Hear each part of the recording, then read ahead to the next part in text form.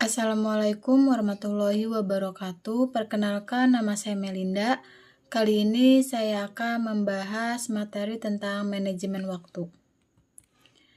Di manajemen waktu kita akan membahas 5 hal.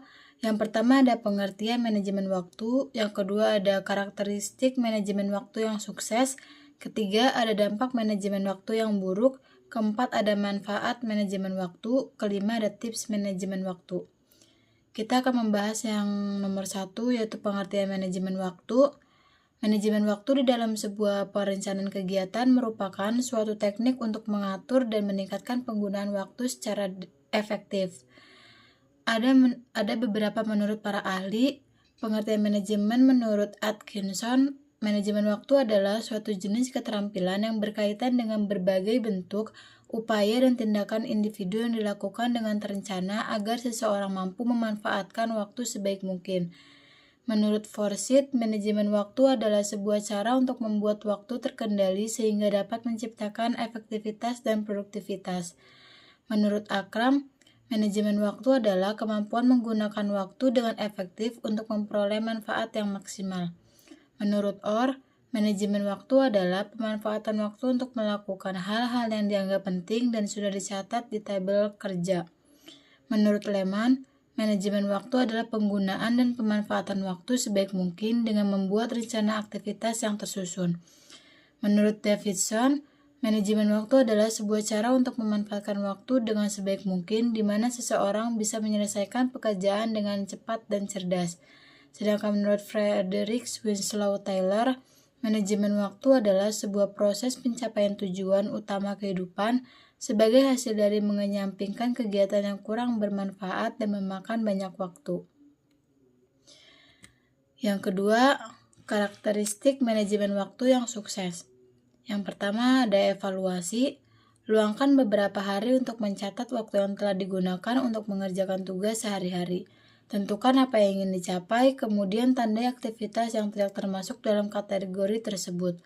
Catat apa saja yang mengganggu atau menghalangi dalam pencapaian tujuan secara tepat waktu. Catat juga tugas-tugas yang disederhanakan untuk menghemat waktu. Yang kedua ada rencana dan prioritas.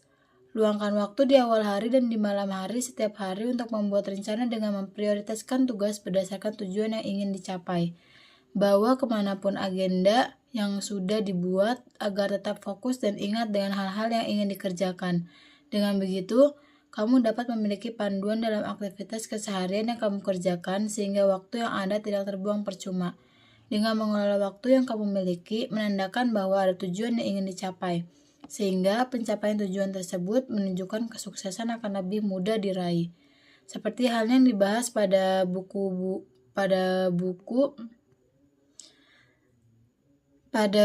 Manage Your Time for Success. Cerdas mengelola waktu untuk mencapai sukses. Dan yang ketiga ada eliminasi pencurian waktu. Jadwalkan beberapa waktu untuk menjawab email, membalas panggilan telepon atau SMS, kecuali jika ada panggilan darurat terjadi. Hal ini untuk menghindari gangguan oleh panggilan dan pesan yang datang sepanjang hari. Hindari juga menyelam ke dalam media sosial di saat jam kerja. Mengurangi mengobrol dengan rekan kerja supaya tujuan yang ingin kamu capai bisa terwujud. 4. Delegasi. Jika ada proyek yang besar, delegasikan tugas kepada rekan kerja. Hal ini memungkinkan rekan kerja mempelajari keterampilan baru. Selain itu, hal ini juga tidak akan menghabiskan waktu kamu seharian, dan jika ada rekan kerja yang ingin membantu, jangan menolak bantuan tersebut, tapi terima untuk menghemat waktu kamu. Dan yang kelima ada katakan tidak. Belajarlah untuk mengatakan tidak dengan cara yang sopan. Hal ini berlaku untuk menolak pekerjaan atau aktivitas tambahan yang tidak sesuai dengan tujuan kamu. Bergabung dengan teman-teman hanya karena merasa tidak enak dapat menghabiskan waktu berharga kamu yang lebih baik digunakan untuk mengerjakan tugas-tugas yang penting. Dan yang keenam ada rehat atau beristirahat. Beristirahat merupakan hal yang penting bagi setiap manusia. Buatlah jadwal untuk beristirahat dan menjernihkan pikiran. Rencanakan olahraga yang teratur dan masukkan ke dalam rutinitas harian atau mingguan kamu supaya tetap sehat dan bugar. Konsumsi juga makanan-makanan yang sehat dan hindari junk food yang bisa menyebabkan lesu dan kurang fokus. Berhenti bekerja jika sudah merasa lelah. Jangan sampai pekerjaan juga memakan waktu istirahat kita yang berharga. Yang ketiga, ada dampak manajemen waktu yang buruk. Sebenarnya dengan kemajuan teknologi saat ini, seharusnya manusia menjadi lebih produktif secara umum. Namun ada beberapa situasi di mana kecanggihan teknologi ini menghambat produktivitas, yaitu ketika manusia tidak bisa memanfaatkan teknologi dengan benar. Jika seseorang tidak bisa memanajemen waktu dengan baik, akan ada beberapa dampak buruk yang akan terjadi. Yang pertama ada penundaan. Nah, siapa di sini yang suka menunda-nunda pekerjaan karena asik bermain ponsel? Atau malah merasa sulit untuk menyelesaikan tugas pekerjaan saking banyaknya? Sebenarnya tugas itu tidak akan banyak jika kita langsung mengerjakan tanpa menunda. Tapi berhubung ponsel lebih menarik daripada tugas, dan terjadilah penundaan tugas yang harusnya hari ini diselesaikan. Yang kedua ada kurang tidur. Ketika kamu tidak bisa memanajemen waktu dengan baik, kamu pasti akan mengalami jadwal tidur yang berantakan. Misalnya kamu punya tugas atau pekerjaan yang harus diselesaikan hari ini dan esok harus diserahkan. Tapi kamu menunda mengerjakannya karena kamu kasihkan bermain ponsel, scroll TikTok, atau bermain game. Dan akhirnya kamu mengerjakan tugasnya saat tengah malam sampai harus bergadang. Akhirnya kamu hanya punya waktu sedikit untuk tidur. Nah, jika tidur kamu tidak cukup, itu bisa menyebabkan terhambatnya aktivitas dan kamu juga menjadi kurang fokus. Jadi, coba untuk menjadwalkan pekerjaan kamu agar kamu punya waktu tidur yang cukup. Yang ketiga ada kurang berenergi. Nah, jika kamu merasa kurang fokus dan tidak bersemangat, itu karena kamu kurang memanfaatkan waktu dengan baik ya teman-teman.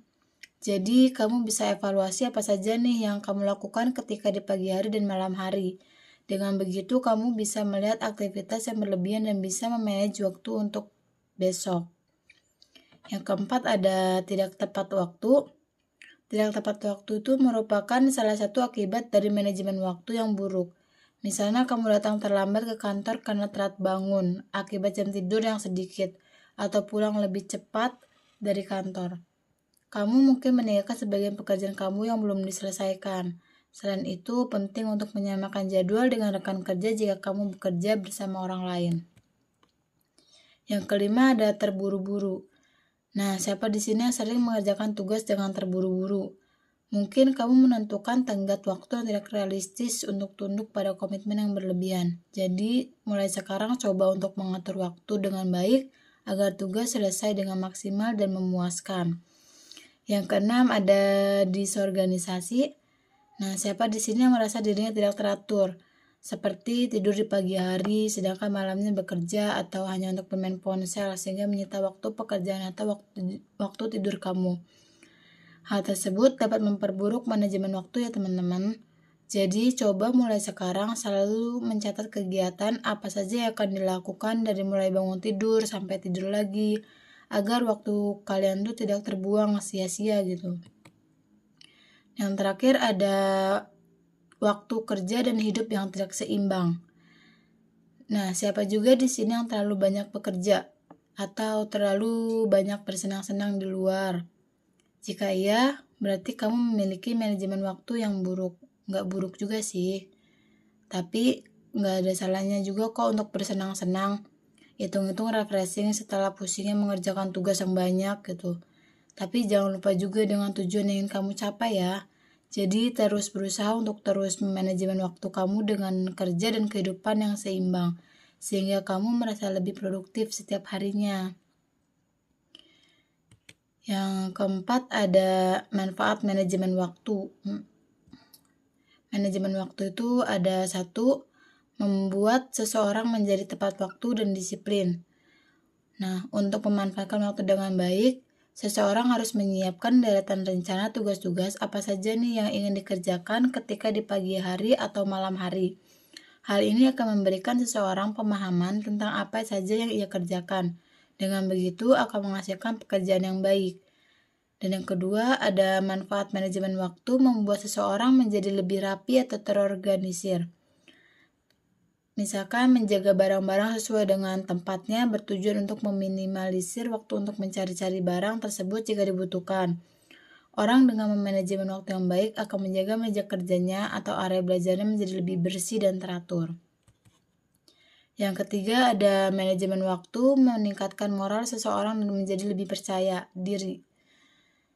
Sebagai hasil dari manajemen waktu yang baik, seseorang akan menyelesaikan tugas dalam waktu yang ditentukan dan menjadikannya terdepan di antara anggota tim lainnya. Orang-orang yang memahami waktu akan dipandang tinggi dan selalu menjadi pusat perhatian. Yang keempat, ada manfaat manajemen waktu bisa mengurangi kadar stres dan kecemasan. Nah, orang-orang yang biasa menyelesaikan pekerjaan tepat waktu dinilai memiliki kadar stres dan kecemasan yang lebih rendah dibandingkan orang lain.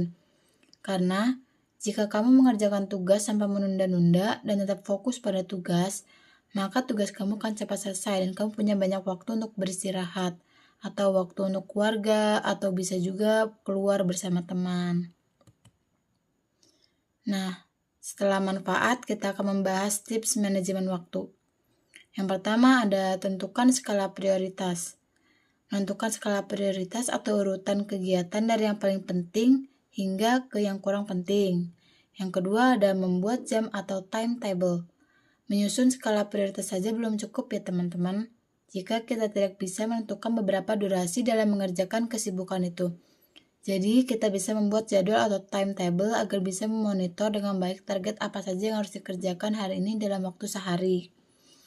Yang ketiga ada disiplin dan fokus. Langkah-langkah di atas akan percuma jika kita tidak disiplin dan tidak fokus dalam menjalankannya. Jadi, jika tips di atas ingin berhasil, maka kita harus bersungguh-sungguh untuk memenuhi target harian. Yang keempat ada istirahat. Mengerjakan tips manajemen waktu sesuai jadwal memang baik, namun jangan lupa juga untuk memberikan waktu istirahat kepada diri sendiri. Karena dengan beristirahat yang cukup, pikiran akan kembali fresh sehingga kita bisa mengerjakan jadwal harian kita dengan maksimal. Yang terakhir, yang kelima ada konsisten dalam menerapkan. Semua tips manajemen waktu yang sudah disusun akan sia-sia jika kita tidak konsisten dalam melakukannya. Jadi, dengan niat yang tidak berubah untuk mencapai target sesuai rencana, proses time management tidak akan terhambat. Dari semua pembahasan itu, kesimpulannya adalah dengan membuat manajemen waktu, kita bisa mengatur dan memaksimalkan waktu secara efektif agar dapat mencapai tujuan dengan lebih produktif. Begitu juga dengan memanajemen waktu dengan baik, kamu bisa menyelesaikan tugas-tugas dengan lebih cepat dan lebih baik, serta memiliki waktu luang yang cukup untuk melakukan hal-hal lainnya. Skill manajemen waktu juga dapat membantu menghindari stres, mengurangi kecemasan, dan meningkatkan produktivitas. Dan juga skill manajemen waktu tidak hanya sebatas mengatur waktu atau membuat jadwal pekerjaan saja ya, tetapi juga membutuhkan cara terbaik dalam mengalokasikan waktu secara optimal, dan juga melibatkan kemampuan untuk mengatur hal apa saja yang menjadi prioritas utama dengan yang tidak. Itu pembahasan saya kali ini. Kurang lebihnya saya mohon maaf. Sekian dan terima kasih. Sampai jumpa.